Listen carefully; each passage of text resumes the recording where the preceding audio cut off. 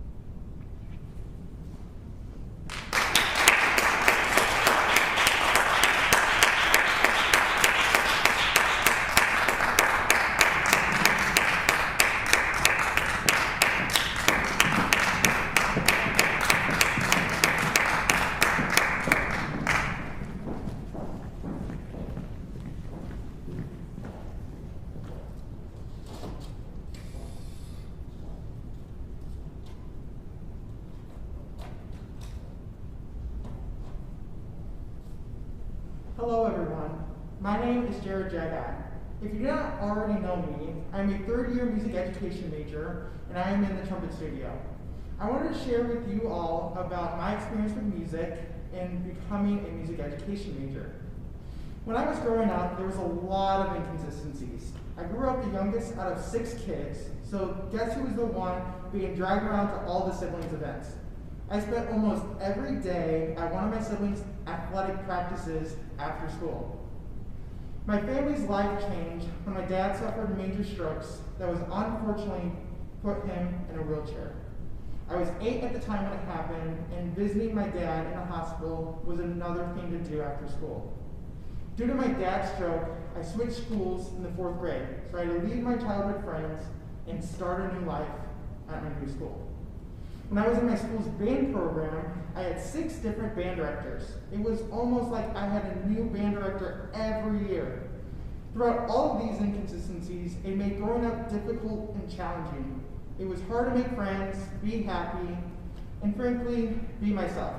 But throughout all of these challenging times, the only thing that has been consistent in my life is music. Music was an outlet for me, and it got me to persevere and double down on all the challenges that I faced.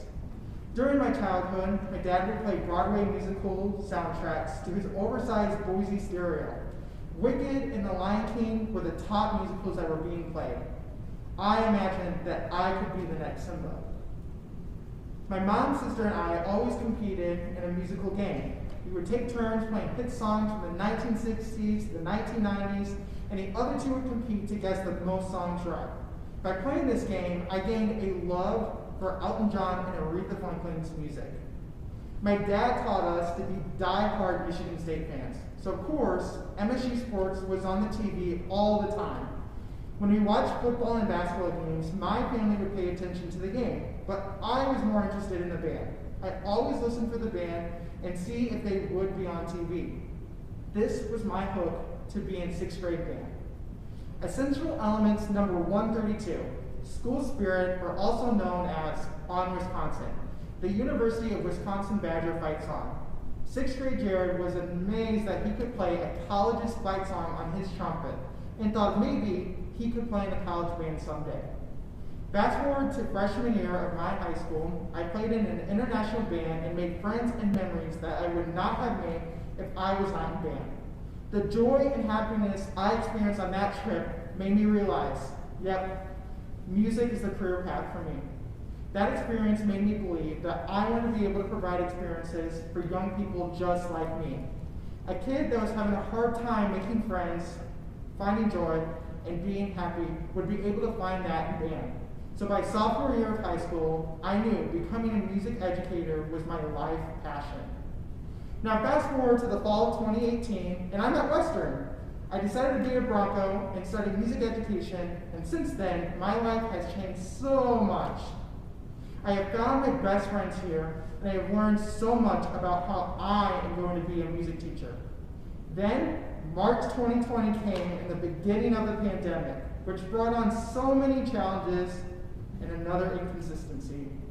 In a life of many inconsistencies, the situation that the pandemic put on me felt normal. But I'd be lying to you if I did not say it challenged my academics and sometimes my motivation. What has gotten me through this pandemic is from what I've learned from growing up with inconsistencies and learning about music educators, which is to persevere. Music educators are relentless. They will do whatever they can to make their students be able to participate in music. They do this because they are trying to make life better for a kid just like young Jared. So I believe in all of you to persevere, because you are going to be that person that will make a student's life better with music. That's going to be you. You are going to be able to do that. Right now, it's difficult to be a music education major, but you're a music educator. You are relentless and you can persevere. The WMU music education community is behind you. Your future students are desperately waiting for you. Thank you for listening.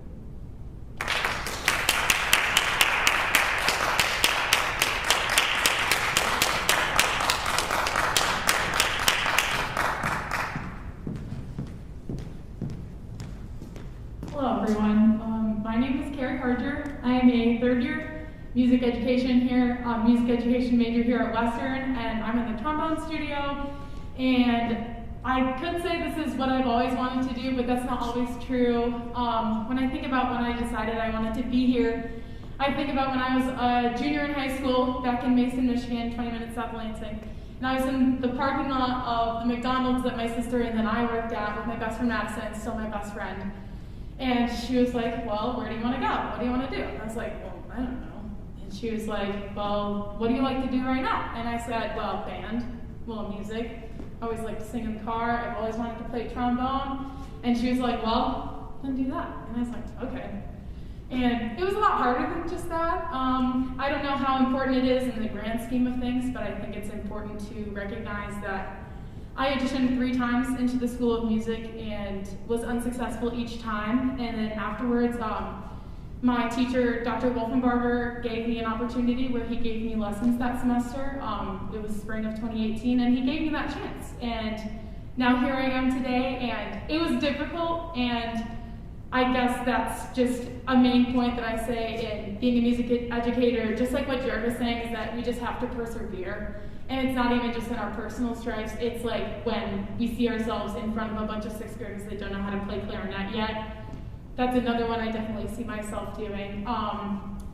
And something that I've struggled with as someone who's going to be a music educator is feeling, and I know that's why most of us are here in music, is because it makes us feel something. And becoming a music educator can be kind of a struggle because it becomes a shift from what you feel as a trombone player, like I am, and then it shifts into like you see yourself hours in a practice room and playing clarinet and playing trumpet, and you're like, well, I'm not a trumpet player, I'm not a clarinet player, but I technically will be. I'm going to be a music educator for 6th, 7th, 8th graders one day. So I know I'm thinking of them when I spend hours in a practice room, and it's hard and it's been difficult shifting that feeling, that drive from me being in a practice room, being a trombone player, to that shifting into being an educator. And that's hard, but it's something that as music educators we just have to do. We just have to find that feeling of where we started and what got us here, and it has to evolve as we evolve as music educators. So I just want to say thank you for all the music educators here at Western Michigan University. I came here because of Dr. Wolfenbarger, and I found so many more teachers here that I had no idea I ever would, and I'm absolutely grateful for them. And I find myself in them every single day, and I will see myself teaching all of these students in the future. And before I came to Western, I was like, I'm so excited to meet people that I don't even know exist one day. And that also has evolved from feeling in high school like, oh my God, I'm gonna make all these friends at Western, I'm gonna make all these friends like in the Bronco band. And now it's shifted to, I see myself teaching in a year, and I am excited to see these students that I'm excited to meet, and they don't even know how much they're gonna teach me.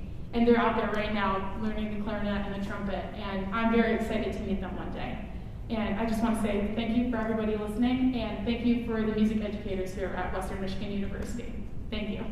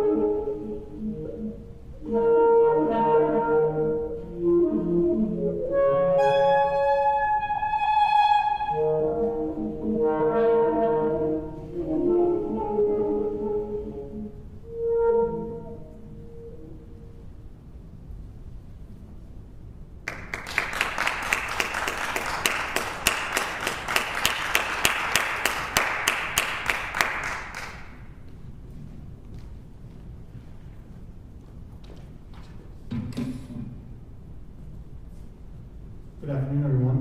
My name is I'm a senior here at Western Michigan University studying music education, and I'm in the percussion studio. First, I want to thank Dr. Land and all the music education faculty for letting me share my story here today. This is my 7th year here at Western Michigan University, my 14th semester. I have a bachelor's degree in secondary education, a focus in biology, and this is my 2nd bachelor's degree. You might wonder why. That's a lot of money and a lot of time. Well, I want to give you a little bit of background so it makes more sense.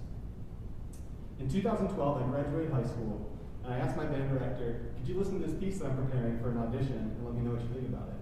He listened, and he said it sounded good, but I hadn't been doing the things to prepare for a music degree.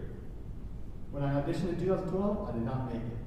I was set on the wait list, and I was basically had to decide for another degree. I was lucky enough to make it on the Western Michigan drum line and be with the Bronco Marching Band. And there I was able to meet probably one of the prime educators in my life, Landon Ewers. However, marching band, especially Bronco Marching Band, is a lot of time, and it's a huge commitment and very difficult. That's for music majors, I thought, so I didn't perform for the next few years. Instead, I decided to focus on my degree in biology while teaching drum lines in the summer, sometimes teaching private lessons, and if I was lucky, maybe get to teach a cadence. Without performing, I still felt the need to be involved in music, but I didn't know why. I figured it would just be a side project while I was having a full-time job as a biology teacher. Every single season, without fail, Landon contacted me and asked me to get back out there where I should be. In 2015, I gave in and he offered to pay for my audition and my technique back in. It was this consistency that motivated me to do what I was supposed to do, and that's what I love. Through performance, I realized my natural drive and my motivation to be excellent at music far exceeded the feeling to be excellent at anything else. I'd be able to give my students correct information, but it never made them passionate. But in music, sometimes just a correct rhythm on a snare drum was enough. During my internship in science, I felt myself wanting to give students opportunities to expand their thoughts, express themselves, and to explore new cultures. While this was possible in science, my goals and my aspirations didn't seem to line up with the opportunities as well as they did with music.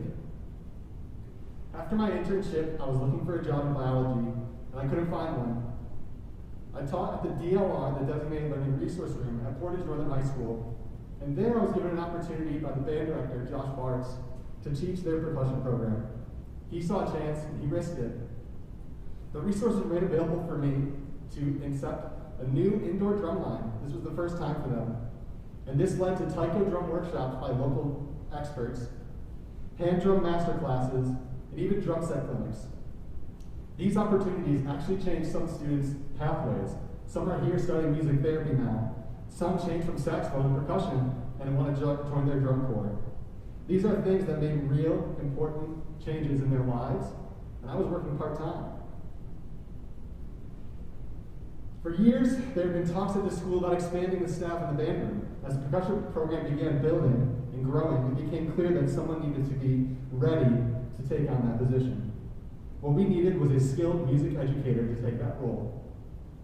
Someone who had a music degree and was properly prepared for that position.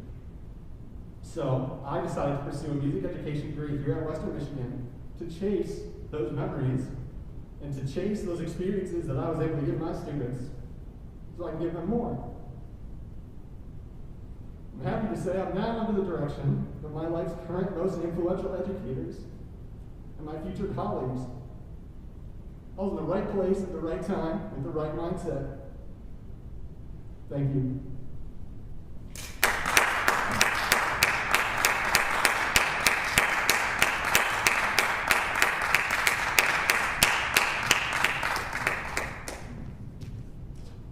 Hello, my name is Jenny Rogers.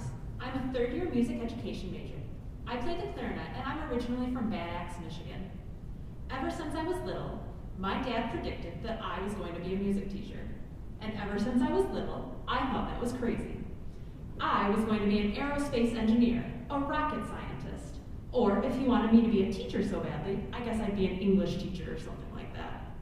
Music was a big part of my life. I had been singing in our church choir since I could talk, and I was taking piano lessons outside of school, but my elementary general music classes weren't fun. I never felt the desire to be in that classroom any more than I had to.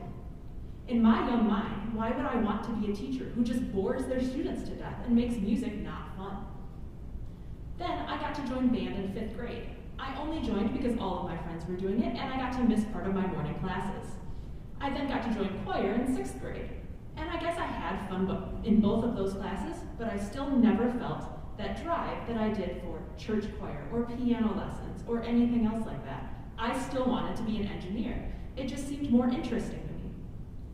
As I progressed into high school, things started to change. My district got a new band director, and he managed to get us to have fun in band while we still learned and improved a lot. At the same time, I started struggling in my science class. I was in biology my freshman year and could not make heads or tails of the subject. I was still fairly confident that I could be an engineer though. I shouldn't need much biology to design rockets. But it was enough for me to start to doubt and wonder if maybe my dad was right after all. Sophomore year turned out to be a very pivotal year for me. I was now in chemistry class and very quickly realized biology wasn't the only thing I struggled in. Science wasn't just playing with dry ice with a spoon with my dad anymore. Science was hard and frustrating and maybe not for me. At the same time, in band, I was experiencing my first season as drum major.